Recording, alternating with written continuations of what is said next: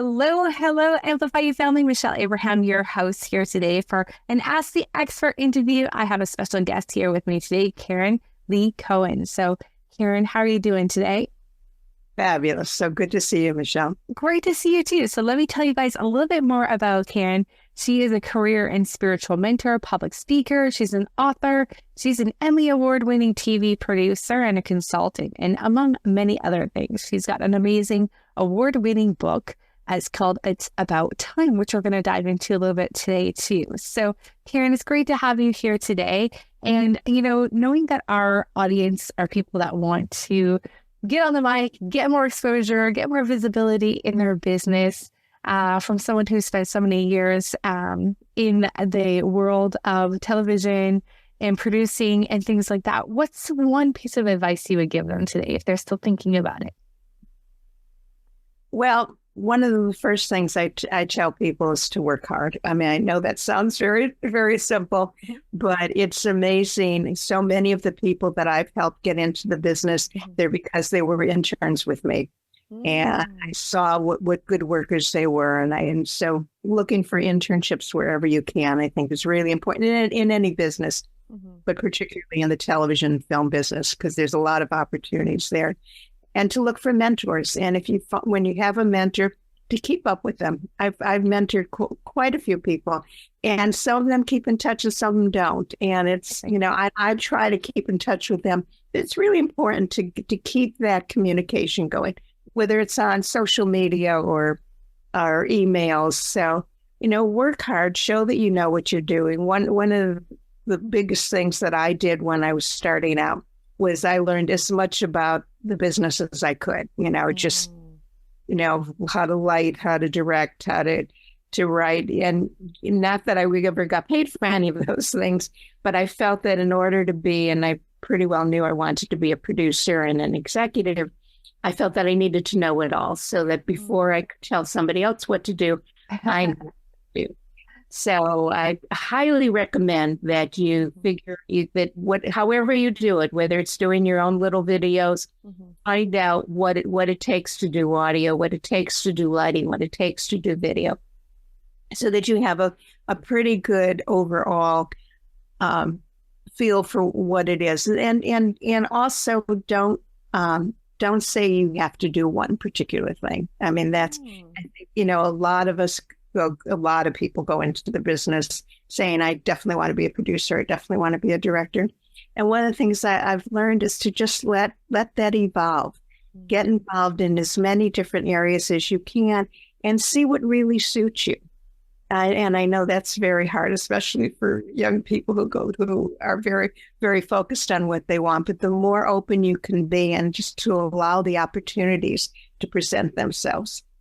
And I think, to boil it down, I think what you're saying is that it's a lot about relationships too. So connect with the right people, offer to be of service to them, keep in contact with them.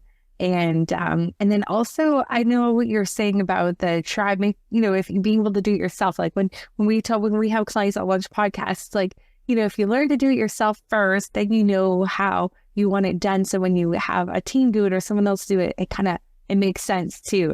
It's a little bit helpful. Exactly.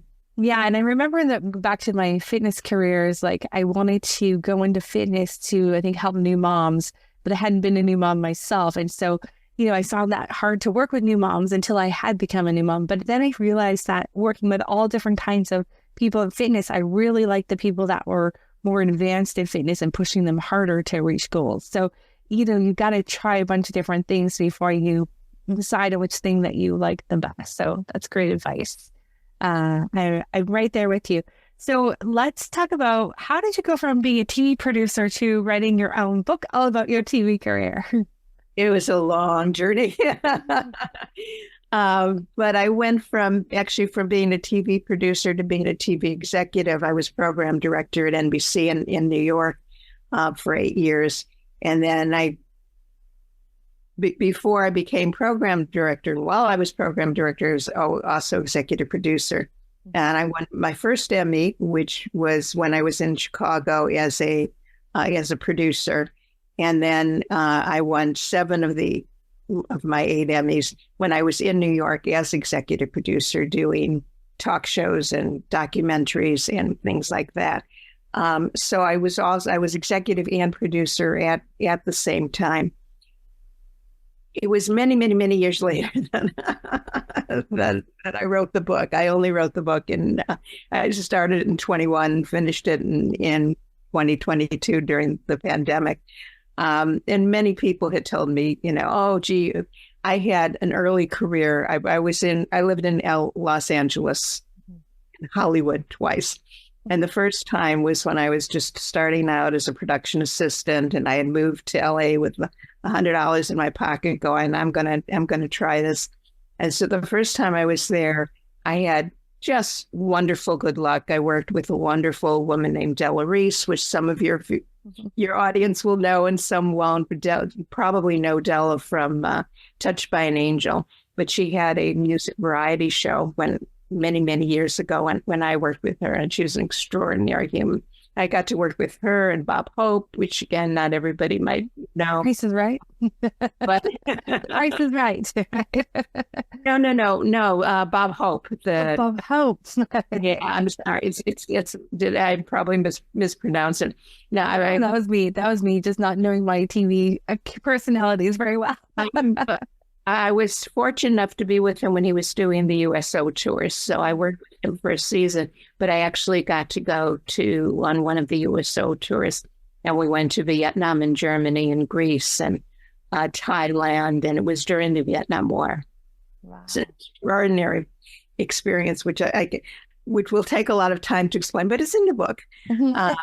It was an extraordinary opportunity to see firsthand what goes on in a war zone. And I worked for Rod Serling, who was just an extraordinary man. He was the one who did Twilight Zone. So, but what I did with him was we did a Hollywood show called Hollywood Radio Theater, where we actually did dramas on the radio. And that was, it was very cool. It was an extraordinary experience. And it was extraordinary working with him. He was just an amazing gentleman. And then later I worked with people like Jewel, the singer, and Al Roker. I did a pilot with Al before he was known as well known as he is now for the Today Show. And I did 8 Christmas tree lightings. So people like Lily Tomlin and Peter Allen and Betty Buckley. So I've had a lot of fun experiences, which is why people tell me I should write the book. But you've had some amazing experiences. But when actually the impetus for actually doing the book was I'm very active with my alumni association. I'm on the Columbia College in Chicago's alumni board. And in 2021, we had what was called a grad expo, where we had a Zoom set up where we were in different rooms, and we were talking with students who are graduating. And I was in the Zoom room for students who might want to live in another city, because I live in Los Angeles. And for whatever reason, I was motivated to put one of my Emmys in the on my desk where the book is now. And so I got a lot of attention, and a couple of the gentlemen that are said, Karen, you need to write a book about how to win an Emmy. Yeah. And you can't really write a book about how to win an Emmy. First of all, you can't quantify it. And second of all, Television Academy wouldn't allow me to use that, which I later confirmed. They wouldn't let me use it in either the front or the back cover. Right. But it was enough, and it was during the pandemic, so it was enough of an impetus for me to say to myself, you know what, it's about time to sit down and write it. And something else, which I today credit my angels and guides with, something gave me the idea to write to colleagues and friends and relatives to ask them to send me their memories, which was just wonderful. I think that would be cool. Yeah. I cannot tell you where that came from, so I'll give my angels the credit for it.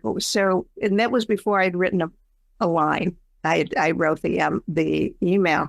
What I ended up doing is and I had probably about 45 people respond, and there's probably about 25 of them in the book.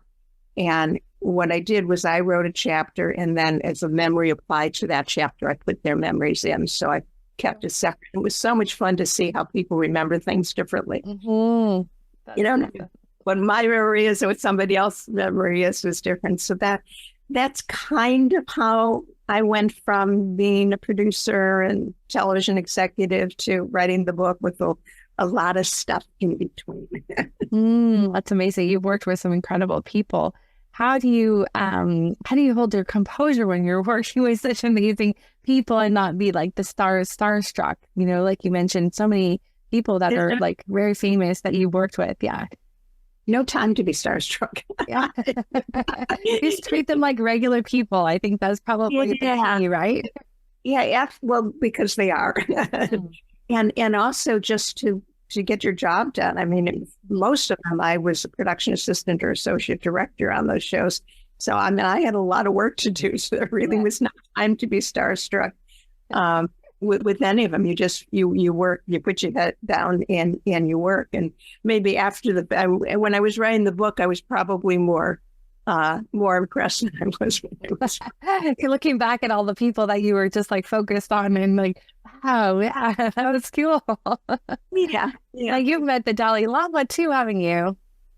That was, it was something that I was not conscious of at the time. We did a show when I was at NBC in New York. We did a show called The First Estate. This was all local television, not network. And a wonderful man named Russ Barber was the host and the producer. And he said, Karen, you've got to come meet the Dalai Lama. And I really didn't know who that was, but I trusted Russ. And they said, okay. And it was, I look back at it now. Again, we had taken some pictures, in those days I sent everything to my mother, and she had kept the pictures. And I realized now the impact it had on my life. At the time, and there's pictures in the book of what I was told. You hand him a shawl, a scarf, and he takes that, and which he did, and we have a picture of that. But then he put the scarf around his arm and shook my hand. And this was his first or second time in the United States. And I found out later that he didn't do that, especially then, and not with a woman. So I've been told that was extraordinary. It's, yeah. So I have a picture of him shaking my hand. So again, it's something that in retrospect. Yeah. At the time, we were just some random person, just a regular guy you're meeting. Yeah. Well, I knew them because of the ARF and stuff. I knew there was something special to him, but I really had not studied him. I did not know the situation in Taiwan. I really did not know. And now he's one of the people that I think is one of the extraordinary humans on this earth. But I didn't quite know it then. That's so cool. And so, how did you go? How did you kind of like, you've been on, quite a spiritual side to you now. Is that always been there, or is that something that's kind of grown over time? Absolutely grown over time. I grew up not even realizing that angels and guides existed. It wasn't part of my upbringing. I really didn't know. The first time I lived in LA, I was in a bookstore and an angel book fell down on my head, and I bought it and read it, but I was not really very conscious of. We can follow that. Some people may have ignored that and be like, "Oh, book fell on my head. Who knows?" Yes, no, I somehow didn't know it was a sign. But it wasn't until I wrote the book that I realized how much that had been part of my life, all of my life. Mm. The twists and turns that I took during my life and during my career had to be guided. I mean, I just, if something didn't work, I picked myself up and, think there's a book about that and start all over. I mean, the song about that and start all over again. And I had to start all over again quite a few times. Mm-hmm. And I'm still doing that. So, but I realized that because in my current belief system, because of my angels and guides, I trusted my intuition. I learned to trust my intuition. And I have been guided throughout my life. There's some wonderful people that I work with that I've worked with that I call my teammates that are, they're mentioned in the book, but also if you go to my website and you sign up, you can get a list of them. Just people. There's a woman called Sue Storm who calls herself the Angel Lady, and she introduces me to a bunch of my angels who I call on all the time by name. So it's a process, but it didn't happen overnight. Yeah, I bet. And so now I was reading on your website, you now have a company that's very much a part of your spiritual journey too, and in production. Is that right? Well, Crystal Pyramid Productions was I formed back in 1989 when I moved to Los Angeles the second time after I was in New York. I moved to Los Angeles to work for a show called Hard Copy, and that's a long story. But I was smart enough to put in my contract that I could, after the first 6 months, I was allowed to form my own company, which is what I did. So that Crystal Period Productions. Well, it's been around for a long time then. Yeah. It has been around for a long time. It too has had twists and turns. But now it's it will be, I think, the basis for the Let's Be Peace movement, which is what I'm working on now. That's great. Well, that's a beautiful segue, because I was just going to ask you about that. So tell us more about the movement that you're creating. It started with me thinking that I was going to do a follow-up to my memoir. Mm-hmm. I was going to write, because there's a chapter about spirituality and a chapter about my health and wellness journey in the book. And I knew that I needed to do much more, but I didn't want that to be in the first book. So I started writing a second book about my health and wellness, alternative health and wellness journey. And that's key, because I've for a long time been trying to launch an alternative health and wellness channel, which is another long story. Mm-hmm. However, but in the process, it became obvious to me that, and Let's Be Peace came as, again, I'm not sure where it came from, but I had, for well over 10 years, I had been signing all my social media with Let's Be Peace. Mm. And the idea to be peace, I got from a woman named Lenedra Carroll, who was Jules' mom. She wrote a book called The Architecture of All Abundance. And in it, she talks about when you're peace inside, that's how we'll create peace in the world. And for whatever reason, that resonated with me. Yeah. So the book became and is becoming Let's Be Peace. And at one point, one of my friends and colleagues said to me, Karen, this isn't a book, this is a movement. Mm. And that feels right. That's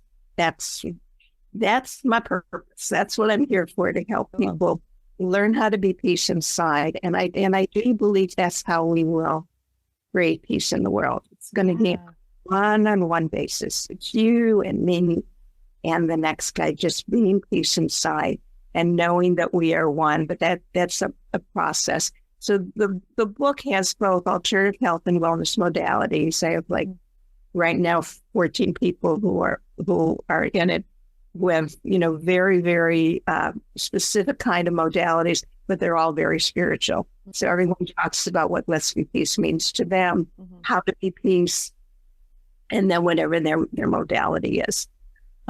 So it's kind of like, to me, the most important thing I've ever done. Yeah. I don't know where it's going to go, and I don't, what's been wonderful is that people who have just coming from all over saying they want to be a part of it. Well, that's the exciting thing about a movement, and something we kind of coach our podcasters on. Create some content that's movement worthy, and people will get on board with it, and you never know where it's going to go then. When it becomes bigger than you, and it becomes something that's got a specific goal of its own. I think that's really beautiful, and I think that sounds like a beautiful movement. No better way to create world peace than making sure we all have our internal peace and being peace. I think that's wonderful. So exciting to see the journey where that goes and the adventures it takes and the people it brings on board. But it's such a great way to have such a strong message when you're really creating a movement, and that's really awesome. And as you said, it's creating itself. It's not about me. Yeah. That's the thing. It takes off on its own when it's truly a movement, right?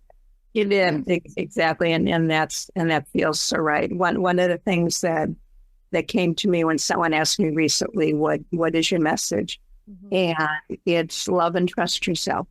Mm-hmm. And when we love and trust ourselves, we will be able to be peaceful. Yeah.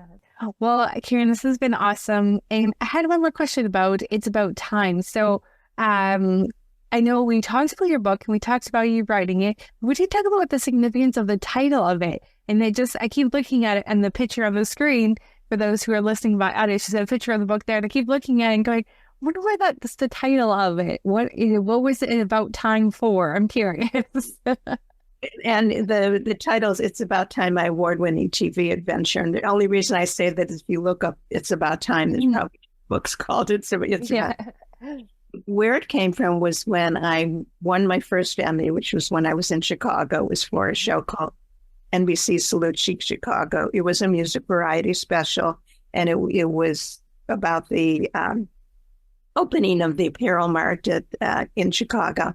Anyway, it was my first Emmy, and when I went to accept it, mm-hmm. I looked out into the audience and I said, it's been a long time, but what I meant was it's about time. I had been nominated dozens of times. And finally you won one. Yeah. That's awesome. Yeah, that's one of my fun stories. It's about. Was that your first? That was the first one going. You've gone on to win several others since then. Yes. And then I won several others, but the first one will always be a little bit right, like any other first, right? That's right. Oh, that's awesome. I thought that must have been something significant in the book. So that's very cool. Any last words of advice for our podcasters that are out there sharing their message in the world? Well, definitely to love and trust yourself. Mm-hmm. Go inside, trust your intuition, to be peaceful. And I don't mean it just in a spiritual sense, mm-hmm. but to stop and breathe or meditate or do things to help yourself really know that all of your answers are inside. And I know that's a big ask to know that. If somebody had said that to me 10 years ago, I'd say, yeah, sure. But it is the message that I have now, that we really do have get as many teammates as you need, and be smart about it. But at the end, trust yourself. Just know that only you know what's good for you. Other people can help you. They can advise you, but the real answer is inside of you, and trust that. Amazing. Beautiful. Thank you so much for sharing your time with us today. Can you tell our audience a little bit more about where we can find the book and more about you, and if they want to have you on their show as a guest? Oh, yes. Probably the best way is, well, you can get to my website by letsbepeace.com or KarenLeeCohen.com. You can buy the book either there or on Amazon.com. And you can contact me to be a guest there, or go to my email, which is KarenLeeCohen1@gmail.com. Awesome. Thank you so much, Karen, for being with us today. It's been a pleasure having you on there. Amplify You Family. Make sure you go and check out Karen online. Follow her, follow along with her journey. You'll grab her book and reach out to her. You want to have her on as a guest on your show. Karen, thanks so much for being with us today. Thank you. You're welcome. All right, Amplify You. Go out there, have a fabulous week. We'll see you again next week.